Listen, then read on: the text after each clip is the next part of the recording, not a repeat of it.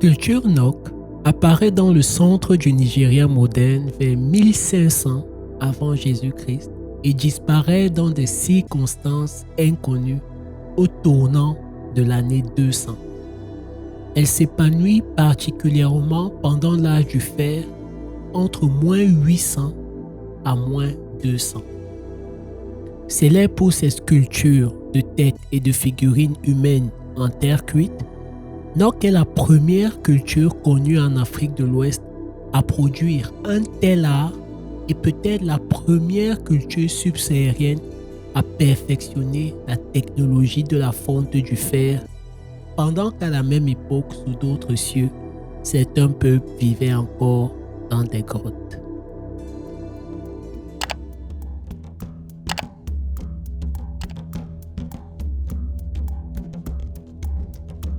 La culture Nok est constituée d'une population de cultivateurs et porte le nom du village de Nok dans l'actuel état de Kaduna au Nigeria, où les premiers artefacts ont été découverts dès 1928.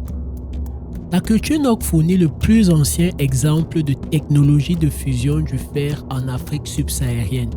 La maîtrise de la technologie du fer permet ainsi à Nok de passer directement de l'âge de la pierre à l'âge du fer sans passer par l'étape de l'âge du bronze, typique des évolutions observées ailleurs.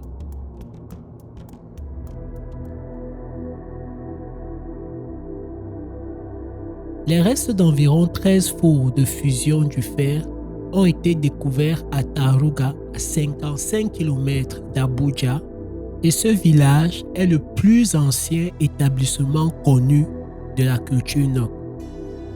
La culture Nok produisit des sculptures de têtes humaines et des figures d'humains et d'animaux en terre cuite, grandeur nature, et elles sont les plus anciennes sculptures de ce type produites en Afrique subsaharienne.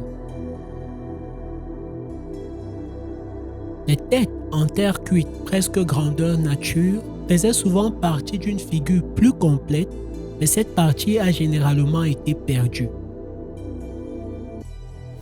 Les artefacts de la culture Nok furent découverts à partir de 1928 sur le plateau de Jos à l'occasion de travaux pour une mine d'étain située en terrain alluvial.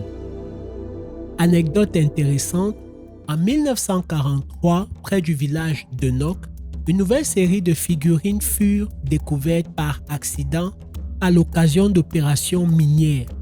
Un ouvrier avait même trouvé une tête humaine en terre cuite qu'il avait ramenée chez lui afin qu'elle serve d'épouvantail dans son champ d'igname, tête qui fut plus tard identifiée comme faisant partie des artefacts de la culture Nok.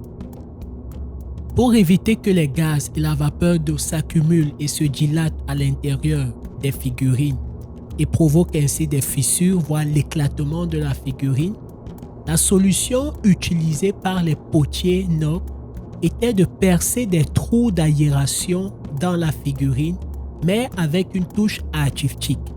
De ce fait, les yeux, la bouche, les narines et les trous d'oreilles étaient tous dotés d'ouvertures d'apparence naturelle, ce qui ne compromettait pas l'effet esthétique global de la figurine. Une posture courante est celle d'un personnage assis, un bras reposant sur un genou levé.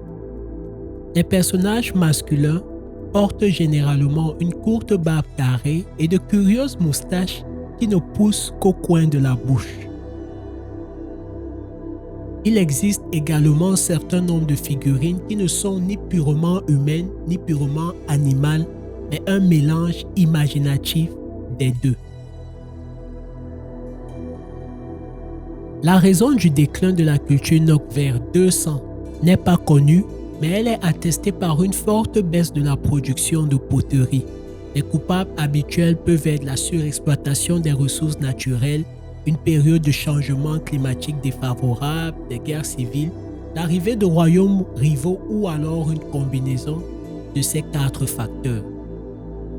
L'art et la culture Nok pourraient bien avoir influencé les cultures ultérieures des régions forestières du fleuve Niger, notamment les peuplements Ndigbo-Oku, à son apogée au 9e siècle et d'Ifé entre le 11e et le 15e siècle.